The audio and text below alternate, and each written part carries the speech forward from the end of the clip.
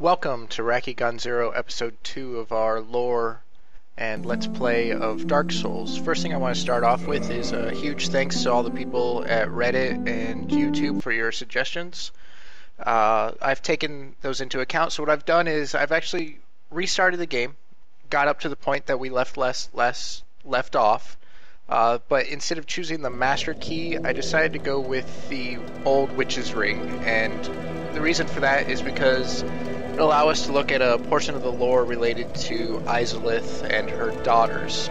So as you can see, the character's a little bit different. I got I believe that's the hollow warrior helm to drop, so toss that on, but otherwise, exactly where we left off. So the first thing we're going to do is we're going to come down here, look at some scenery. That is New Londo runes down there that you can see.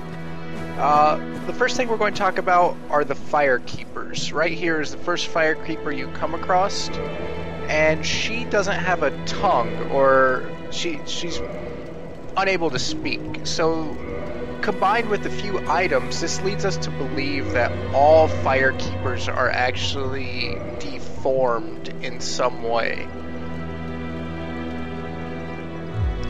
One of the items that we have leading to this belief is the brass armor set from the Dark Moon Nidus, Firekeeper of Anor Londo. On each of the items it says she received this armor which hides her hideous form and helps her hunt the guilty. She's part of the Dark Moon Blades, so that's the hunting the guilty portion.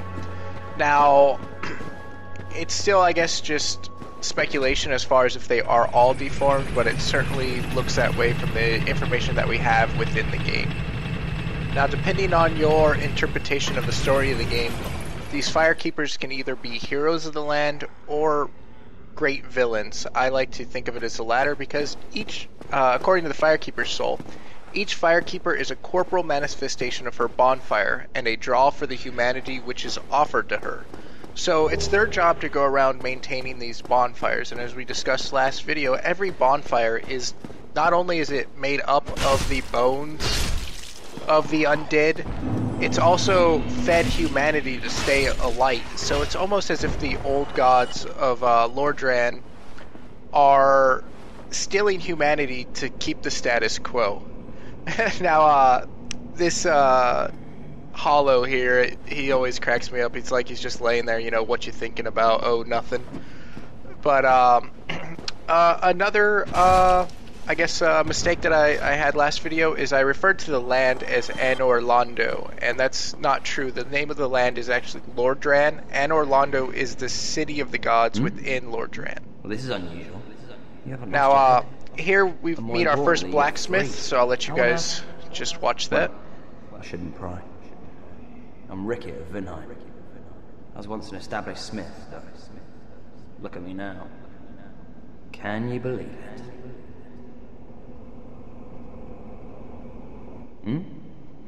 What is it? Have you? Oh no. Don't worry. I've no intention of escape. It's safe here. I can't bear the thought of going hollow out there. Although, I must admit, I've not much to occupy myself. How about this?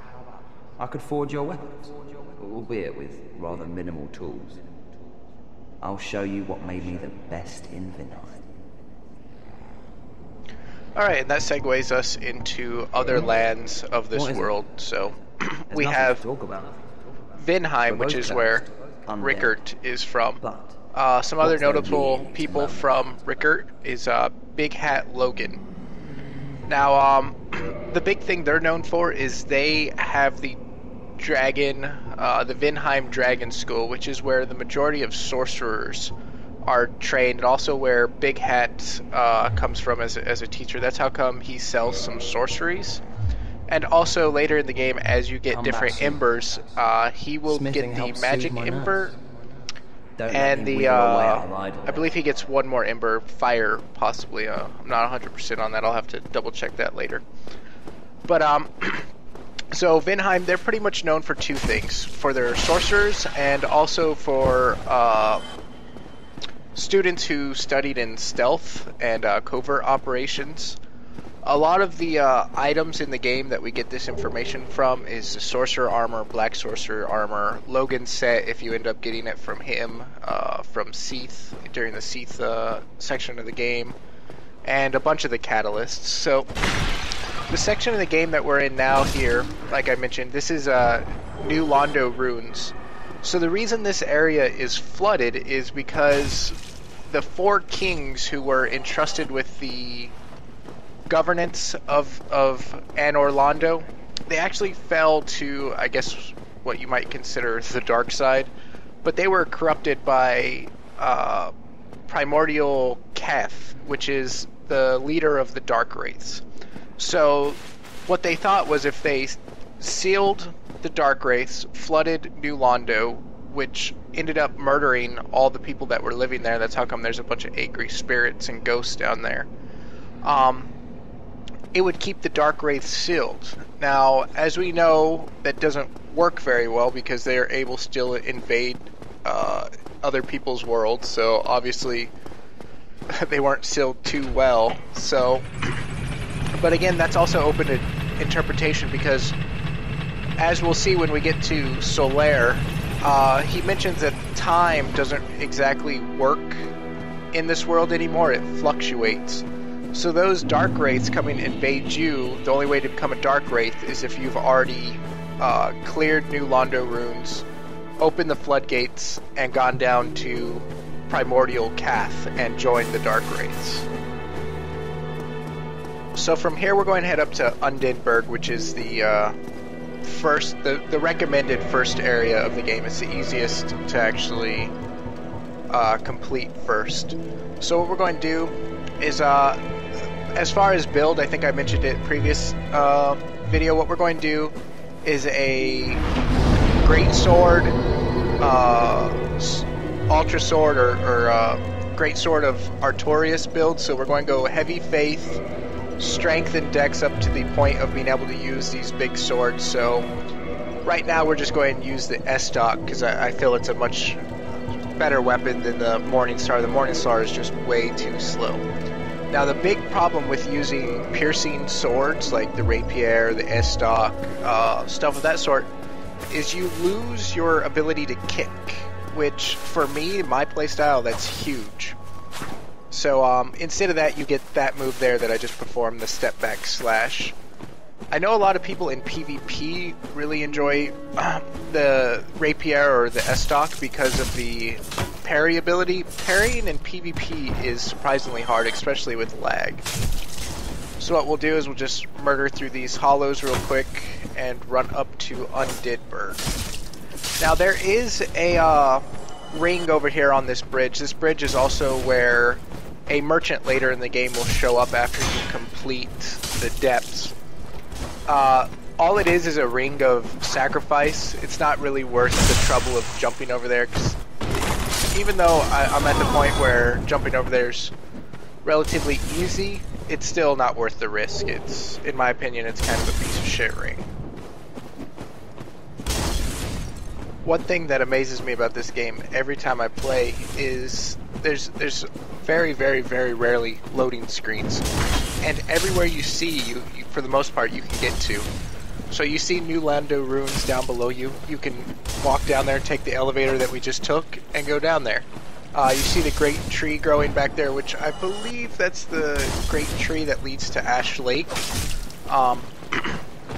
But as we look around here, if you see an area and it looks like it has stuff in it, most of the time it does. There's countless times that you'll be up on a ledge looking down, and you'll see orange soapstone left down on the ground below you, and you're like, wow, you know, that there's areas down below that you'll end up going to. Now these rats, they're pretty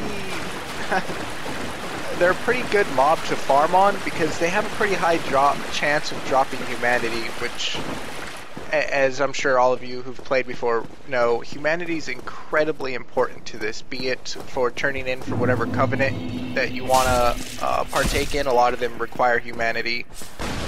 Some other effects of humanity is up here in the upper left, you see that counter. That's what a lot of people call their soft humanity. So now the thing with that is for every soft humanity you have, it increases your item discovery chance. Certain weapons do more damage. That also increases your curse resist. There's a whole laundry list of stuff. I think it also does just resist overall, but I'm not 100% on that.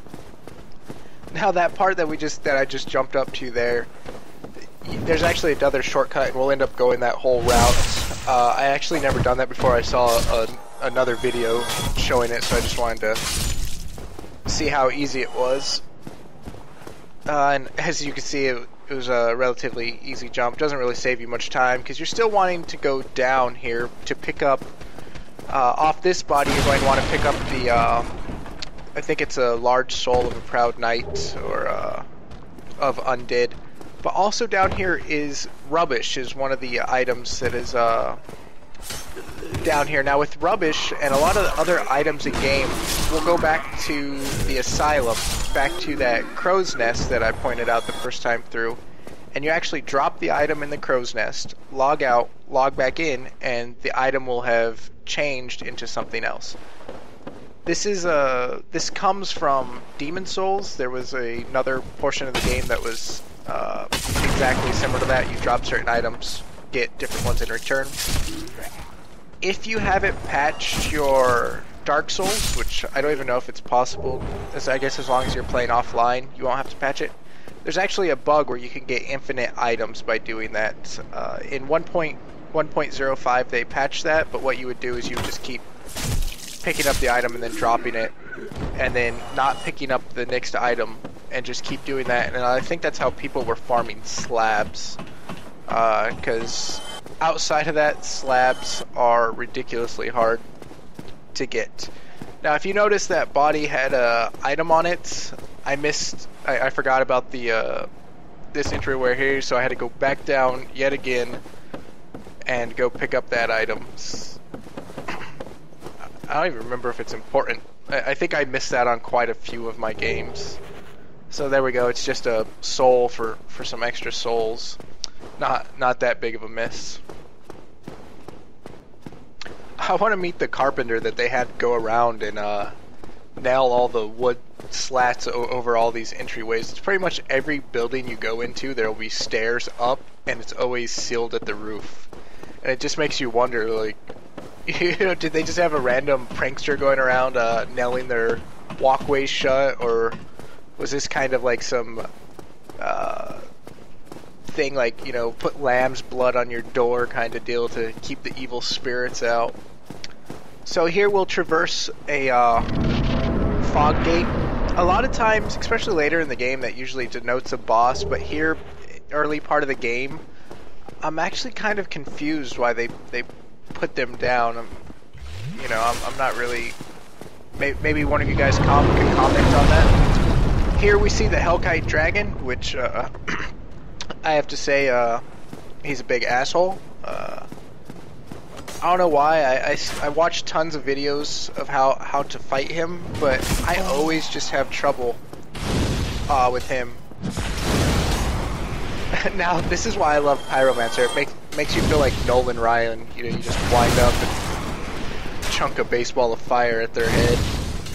But then again, a lot of times you whiff like that, I guess, you know?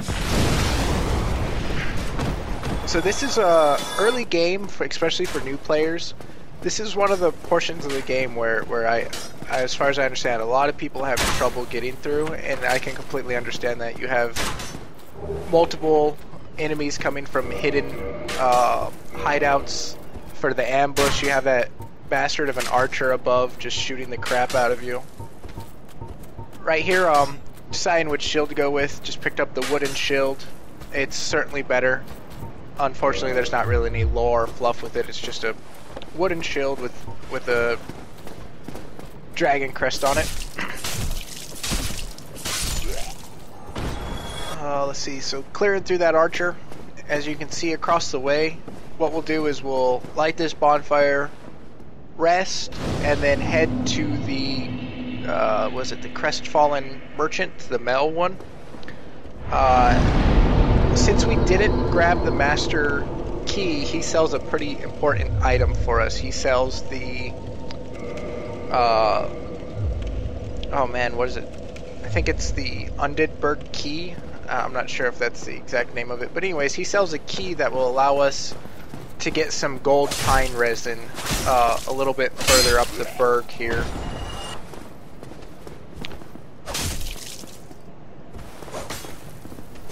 Now, I understand from the gameplay-wise why resting at the bonfire respawns creatures, but story-wise, I never quite understood what the justification was for that. It just seems, you know, I understand from the gameplay perspective they want to keep it challenging and not just clear through from checkpoint to checkpoint. But if anybody knows why, you know, could you please leave a comment below?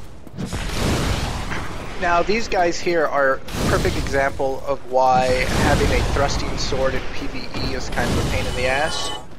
Normally, I would just kick them and then, you know, finish them up. The problem is, again, can't kick, so just have to wait for them to leave an opening. A lot of spear wielders never leave openings. I guess also for thrusting swords, it's the other huge benefit of it, is you can leave your shield up while attacking. So it's a huge drain on your stamina, but really worth it as far as defense goes.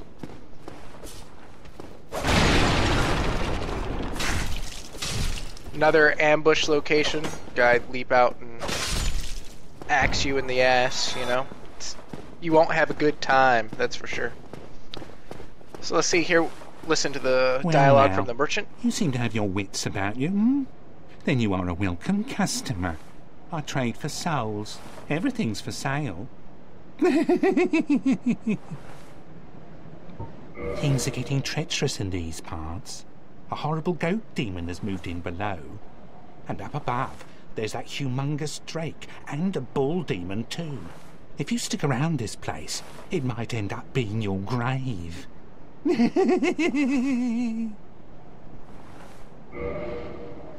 So what he pretty much just let us know is that there's a Capra demon down below in the city down below, and there's also a Taurus demon and the Hellkite dragon, which we've already seen. The Taurus demon will actually be our first boss that we're coming up to pretty soon.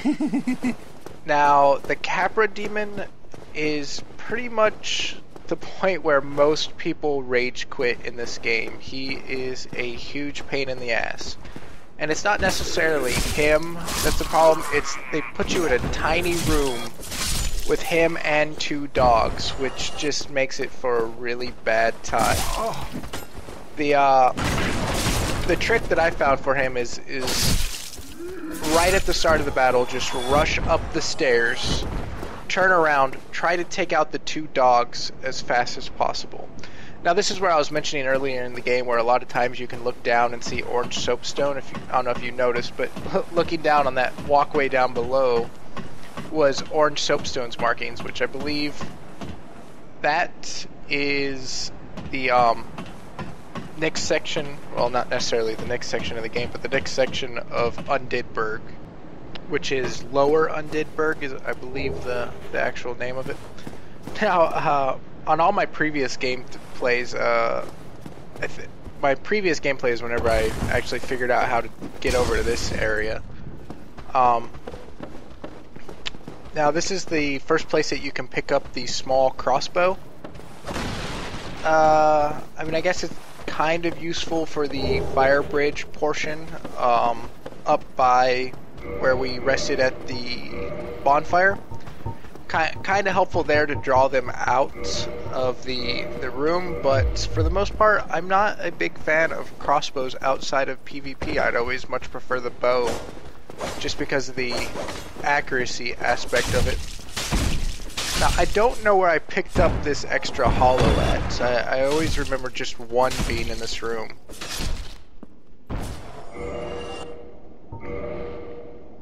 So it might be the guy around the left that usually throws fire bombs at you, but if I remember right, he's still out there waiting for us. This is a part where I believe my pizza showed up at the door, so please forgive the long pause. I have to say though, it was worth it. It's pretty good pizza. And now that we're actually getting towards the end of the video, I believe what happens after this is I run up, go back to the bonfire, and pretty much just rest. As far as some updates on the channel, I already have about 3 more videos recorded for Dark Souls, and I'll get those posted probably over next weekend. So that's probably about an hour and a half worth of footage that I'll have to lay the commentary over. The other thing I was doing is I made a let's look at of a valley without wind, and I was doing live commentary on that one, but my dumbass forgot to check to make sure that my microphone was on, so I actually didn't record any of the commentary. I just got the video. So what I'll do is add a post commentary to that video, get that review / let's look at posted next weekend as well. Once again, thanks for watching. I hope you guys enjoy it, and please again leave me suggestions and recommendations below. Again, have a nice one.